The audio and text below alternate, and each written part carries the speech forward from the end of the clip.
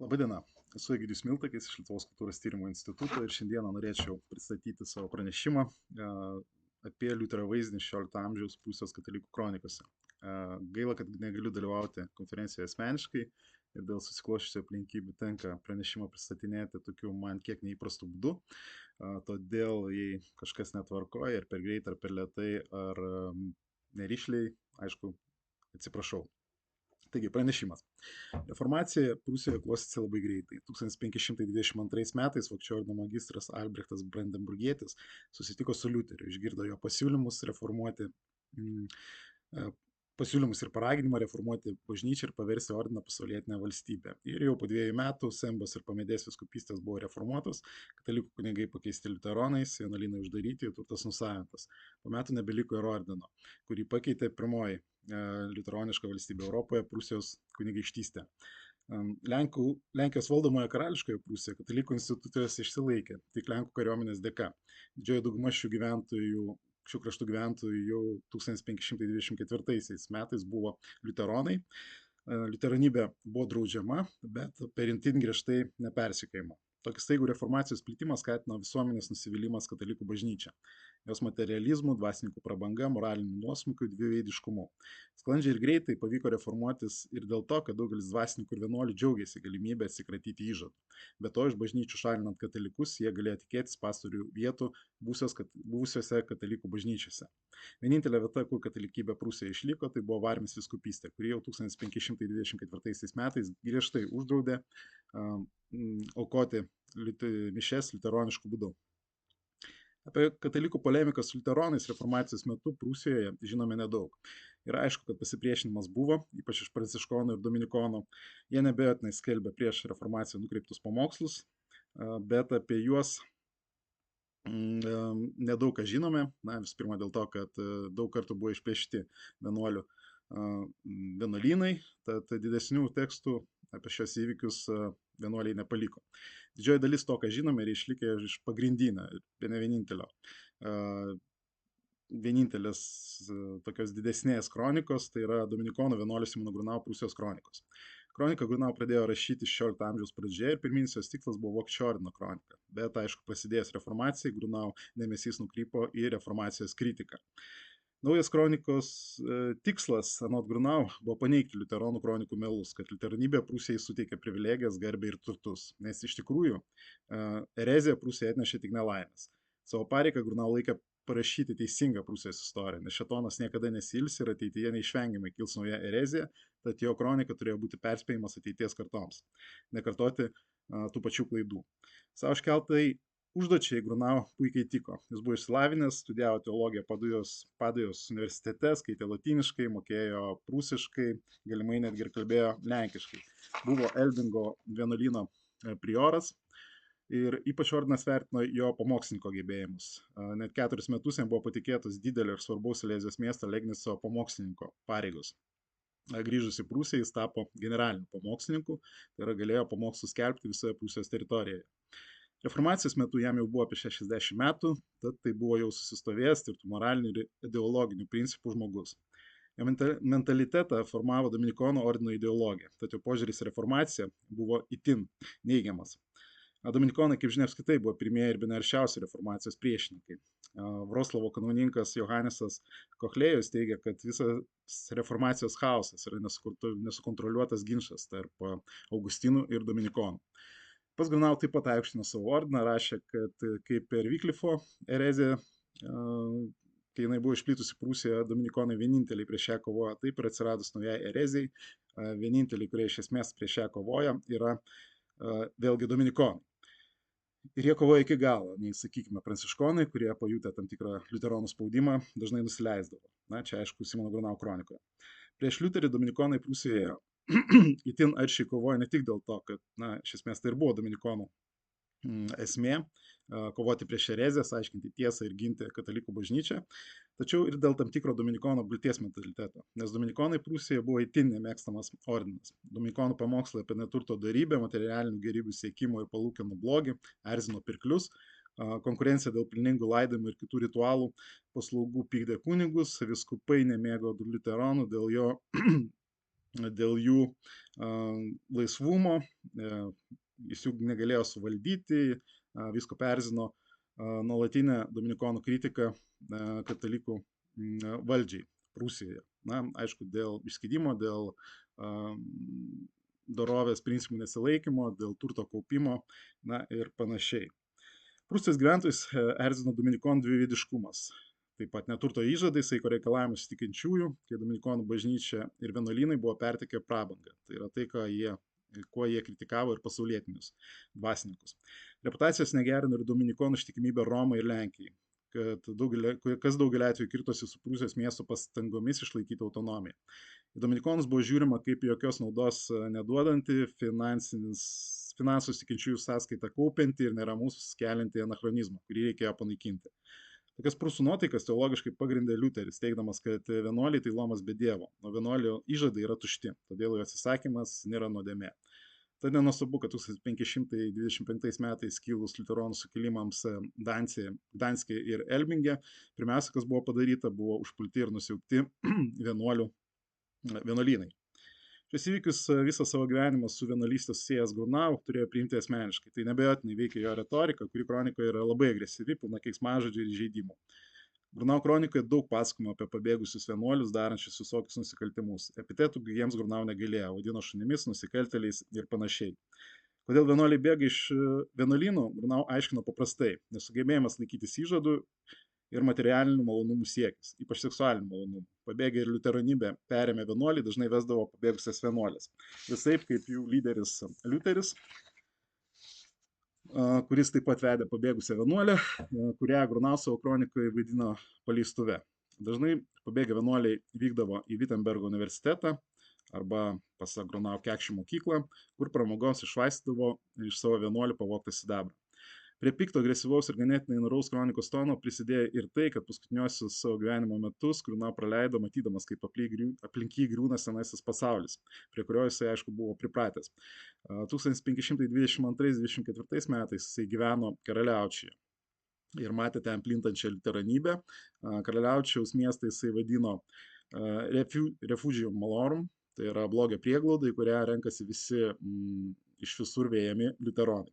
24 metais Grunau persikėlė į Torūnę, kur matė taip pat dvasininkų ir ypač vienuolių persekiojimą, o 26-aisiais po jau sukilimo Gdansko 25 metų jisai persikėlė į Gdanską, sukilimui pasibaigus ir tenai gyveno iki 1530-ųjų, kai manoma jisai mirė.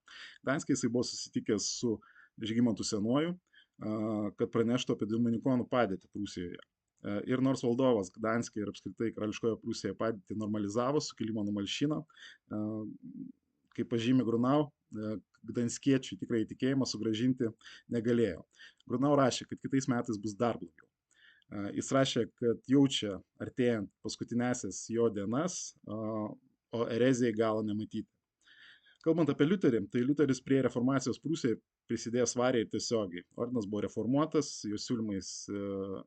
pagal jo siūlymus į Prūsiją atvyko jos siųsti žmonės, smarkiai prisidėjo prie liuteronų bažnytinės organizacijos kūrimo Prūsijoje. Pas Liuterį Wittenberge taip pat mokėsi daug prūsų, kurie grįžę aktyviai dalyvavo reformuojant savo kraštą. Tad Grunau kronikoje Liuteriui skiriamas nemažas dėmesys. Grunau rašo, kad reformacija prasidėjo 1522 metais ir ją sukėlė pabėgęs Augustino vienuolis daktaras Martinas Liuteris. Liuterio pagrindinis tikslas buvo panaikinti dvasininkiją. Liuteris teigia, kad popiežius ir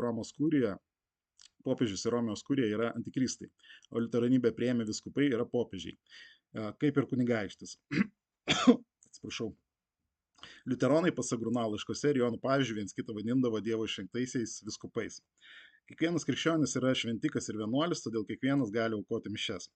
Dauguma religinių ritualų sukurti išvilioti pinigus iš tikinčiųjų. Anot Grunau Liuteris pripažino tik šventą raštą ir švento Pauliaus laiškus, visą kitą atmetė, ypač bažnytinius įsakymus. Pasakojame apie tai, kaip Prūsijos ordino magistras Albrechtas apsilankė pas Celestinų vienuolį, garsėjantį gabumu nuspėti ateitį. Grunau patikslino, ką jisai mąsto apie Liuterį. Magistro paklaustas vienuolis atsakė, kad Liuteris nori sugrąžinti krikščionybę apaštalų laikų tyrumą. Tačiau dabartiniai krikščionys nėra tiek dvasiškai stiprus, kad pasiektų tokį tyrumą greitai. Liuteris to nesupranta, jis siekia populiarumo ir taip savanaudiškais tikslais griauna šventųjų tėvų palikimą, kurie parodė išeitį. Nuo nuodėmės silpnus krikščionis gelbė tik tikėjimas Dievu. Liuteris, anot Grunau, anot vienuolio, kurio balsu, aišku, šnekėjo iš tikrųjų Grunau, kad Liuteris prūsams yra tas pats, kas Filistinas žydams. Dievo siųstas tikėjimo išbandymas ir prūsai ateityje bus į tai išbandyti. Aiškiai matosi, kad visi šie Liuterio ir jo teiginių apibūdinimai yra standartiniai kaltinimai Liuteriui, kartojami visoje Europoje. Ir tai nenuostabu, nes šį standartą Grunau puikiai žinojo.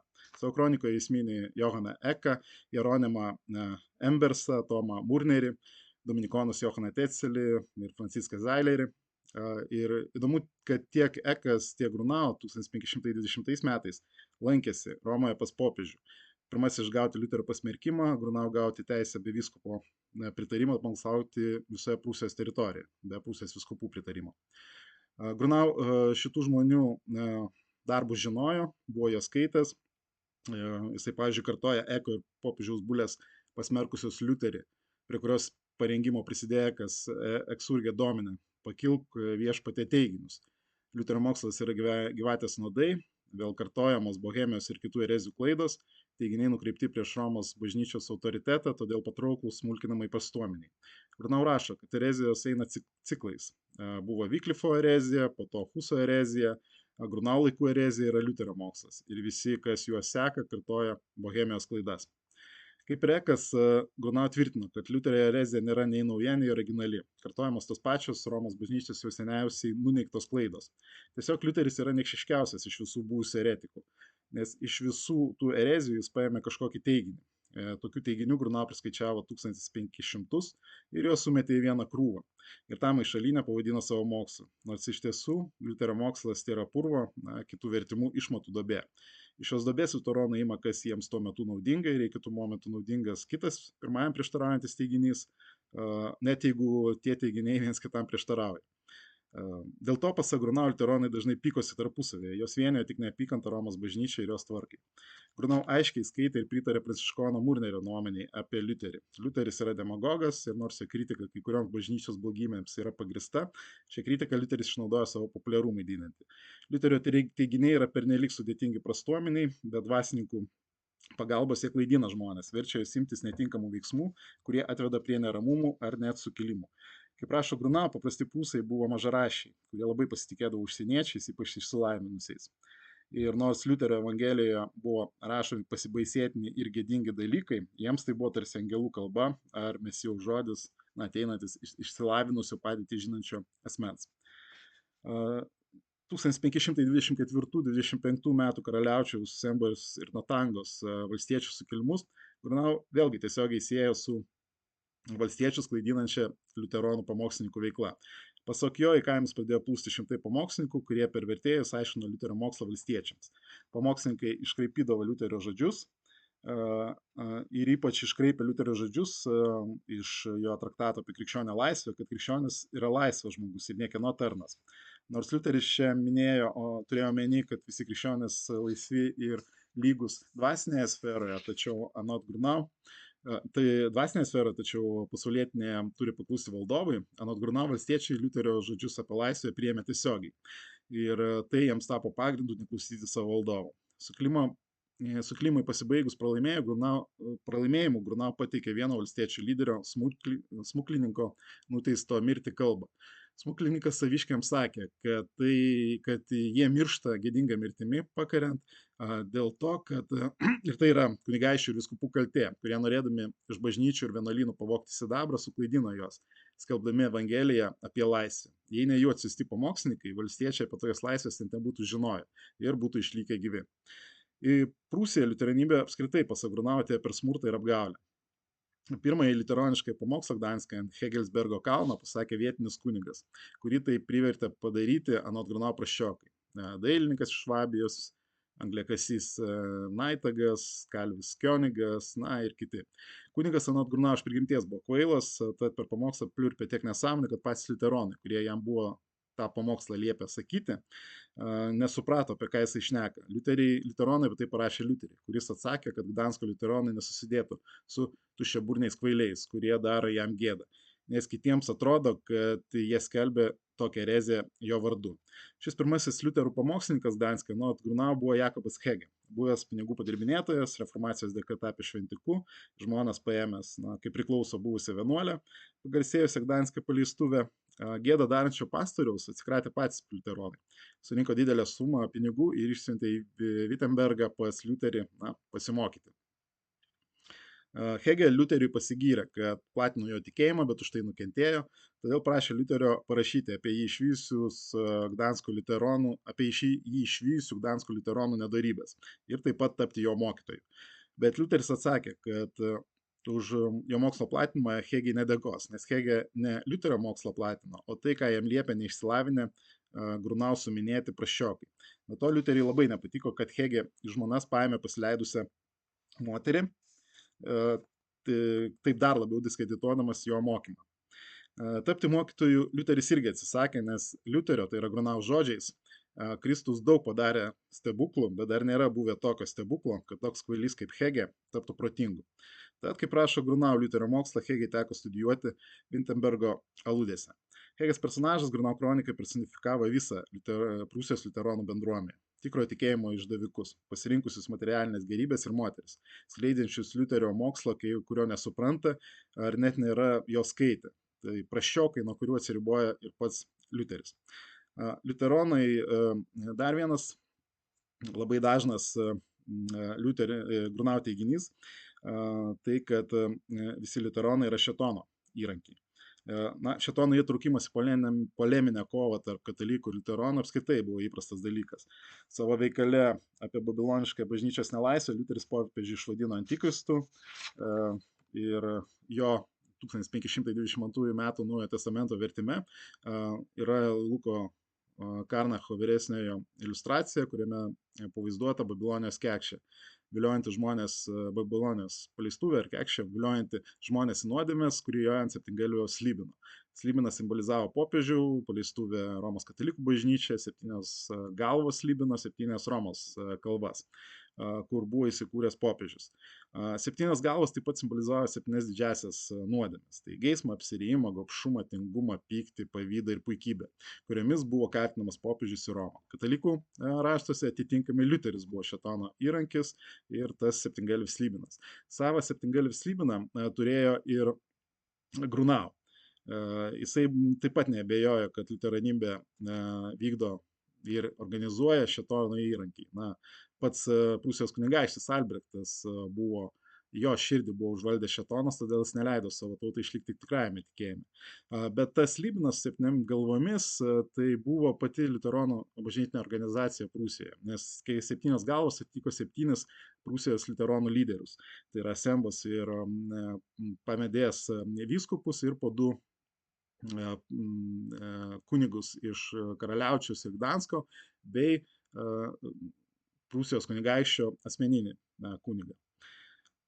Ir jie visi suminėti viename paskvilėje, aprašytame ordino brolio, ir Grunau rašo, kad tame paskvilėje jie kaltinami įvairiausiamis nuodėmėmis, tai Sembos ir Pomezanės vyskupai vadinami vilkais, apie kurių išdavystę žino visas pasaulis. Gdansko kunigas Hitfeldas tokių nešvankių, kokio pasaulis nematė, kitas Gdansko kunigas Johanas Palianderis, tai vyskupams atsiųstas šėtono pasiuntinys. Visi 7 blogesni vienas už kitą ir kiekvienai nuodėmiai Grunau turi daugybę pasakojimų ir pavyzdžių savo kronikoje. Iš tų visų didžiųjų nuodėmių gal aš išskirsiu 2 dažniausias. Tai pirmoji yra troškimas patenkinti seksualinės aistras, kas buvo vienas dažniausių reformacijos priešinių kaltinimų liuteronams. Liuteris buvo įvardymas kaip apimtas nedorų aistrų, kurio kovos su popiežiumi pagrindinė priežastimi Liuterio buvo noras atsikratyti skaistybės įžado. Tam pritarė ir Grunau, kurio kronikoje ši tema gausu pasakojama. Jam kaip dominikonui susilaikymas ir skaistumas yra viena didžiausių dorybių, rodanti paklusnumą Dievui, tad jie reikia didžiuotis. Todėl Grunau, kuris į šią dorybę investavo visą savo gyvenimą, turėjo siutinti Liuterio teiginiai, kad meilė tai taip pat ir kūniškos aistros patenkinimas. Liuteris teigia, kad kūniški santykiai pasibaigdavę neštumu yra malonus Dievui. Tuo tarpu vienuolių skaistumas, kuris prieštaravo Dievo įsakymui daugintis, yra malonus velniui. Be to, vienuoliai reikalavo susilaikymo iš tikinčiųjų, kai patys atvirai celibatą pažeidinėjo, dažnai nesilaikydami celibato, reikalavo to skaistaus gyvenimo iš tikinčiųjų. Pajuokdamas tokias mintis, Grunau pasakoja apie 82 metų senolį, kuris graudžiai apsiverkė, nes visą gyvenimą pragyveno skaistus ir be žmonos. Kaip pasak Liuterio, net ir kunigai su vienuoliais privalo turėti žmonas. Na, pasakojo pavadinimas, aišku, išreiškia Grunau mintis, tai kaip senas kvailys nepavirto protingu. Grunau taip pat nurodė, kad reformacijos priežastis būtent yra tų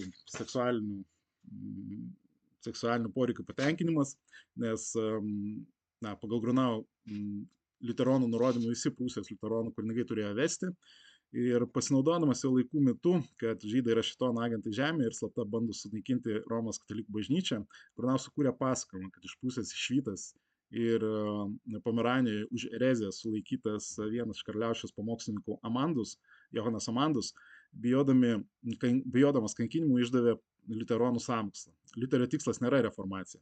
Jo tikslas išžudyti dvasininkus, diduomenę turtingus miestiečius, o jų moteris paversti paleistuvėmis, kad visi galėtų jomis naudotis. Šį planą turėjo gyventi 30 žydų grupė, kuriai priklausė ir nekrikštytas žydas Amandus. Jie turėjo pasklisti po Vokietiją ir visur sėti nelaimės ir mirtis. Taip, kitas dažnas motyvas Simono Grunau kronikoje tai yra liuteronų gobšumas. Liuteronų kunigams apibūdinti Grunau naudojo sąvoką Geldprediger, tai yra pinigų pamokslininkas. Toks Grunau teigimu buvo Liuteris, kuris rengdavosi kaip prekybininkas ir tik mišių metu užsidėdavo dvasininko rūbus. Savo lyderių sekė ir likę liuteronai, čia daug tų pavyzdžių, gal paminėsiu tik vieną. Toks Geldprediger buvo Gdansko kunigas Tidemanas Gyse, kuriam nebuvo problemų pakeisti religiją, kai parapiečiai pagrasino, kad iš jų aukų negaus, jeigu nepradės mišias aukoti liuteroniškai. Taigi jau kitose mišiose buvęs katalikų kunigas paskelbė, kad visa, ką liuteronas sako, yra teisybė. Taigi